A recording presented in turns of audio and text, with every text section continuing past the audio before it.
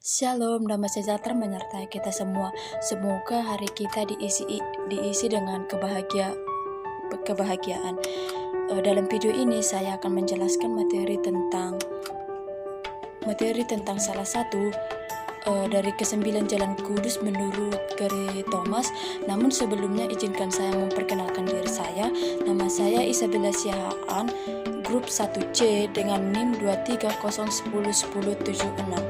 Dalam video ini saya akan menyampaikan salah satu dari ke-9 jalan kudus sebagai pemenuhan tugas akhir individu spiritual Kristen dan karakter, yang dimana di sini saya akan menjelaskan salah satu dari ke-9 jalan kudus, yaitu askese. Mari kita ikuti dengan baik. Di sini saya akan menjelaskan salah satu dari ke-9 jalan kudus menurut Gary Thomas, yang dimana di sini saya akan menjelaskan urutan yang keempat, yaitu askese.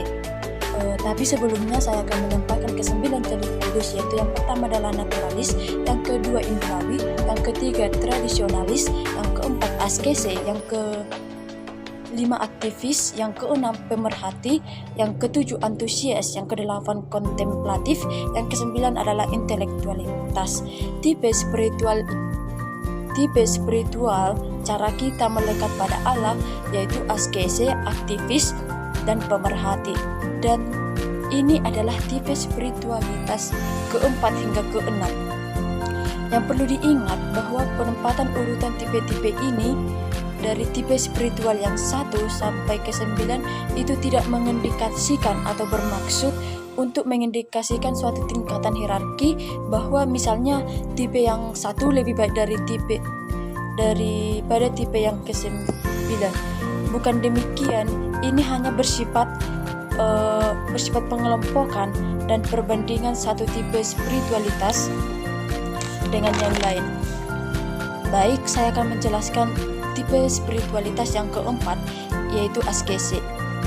Askese ini secara sederhana ini dipandang sebagai orang-orang yang mengasihi Allah di dalam keheningan dan kesederhanaan. Tipe-tipe dari askese ini adalah orang-orang yang mencintai keheningan dan kesendirian. Satu pola hidup yang berharga yang menjadi keinginan mereka adalah ketika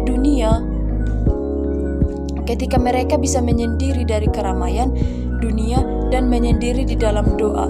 Setiap waktu bisa dikatakan mereka ini lebih hidup di dalam dunia batin, karena segala hal yang mereka lakukan selalu berhubungan dengan batin bersama, dengan refleksi dan introspeksinya. Jadi mereka menghidupi kesendirian dan menyendiri. Hal-hal yang bersifat rumit atau hal-hal yang bersifat bising itu mereka jauhi. Tidak ada lukisan atau suara yang nyaring.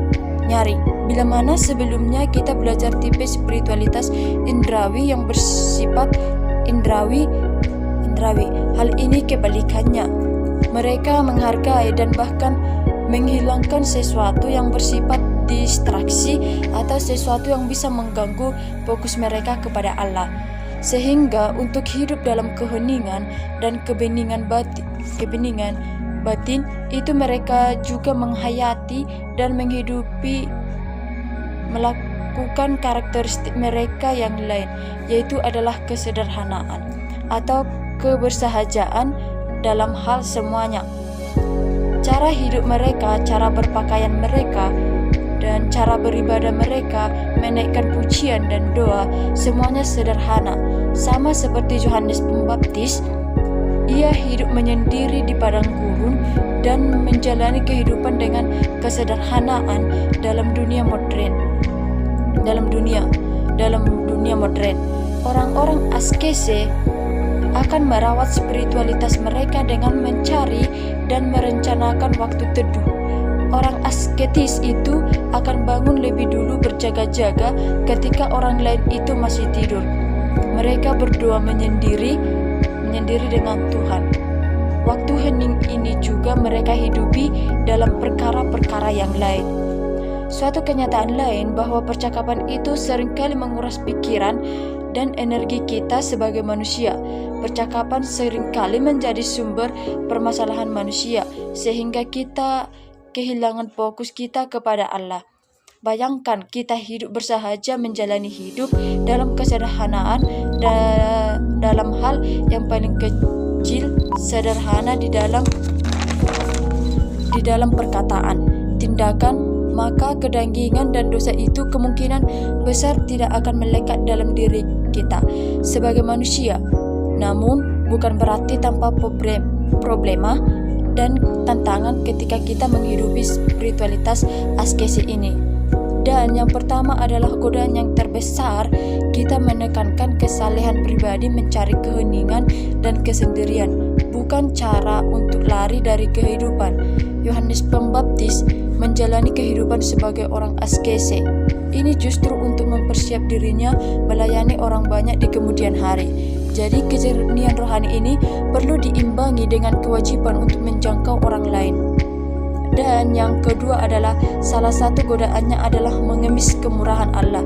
Jadi orang-orang asketis ini adalah orang-orang yang terbiasa hidup disiplin di dalam doa dan puasa berpantang. Namun perlu disadari, jangan sampai hal yang kita lakukan ini dalam upaya untuk mendapatkan atau mengemis kemurahan Allah supaya kita ini diakui Allah sederajat. Jadi ini adalah problema dan tantangan yang dihadapi ketika kita menghadapi spiritualitas askese. Demikianlah penjelasan tentang jalan kudus askese. Terima kasih.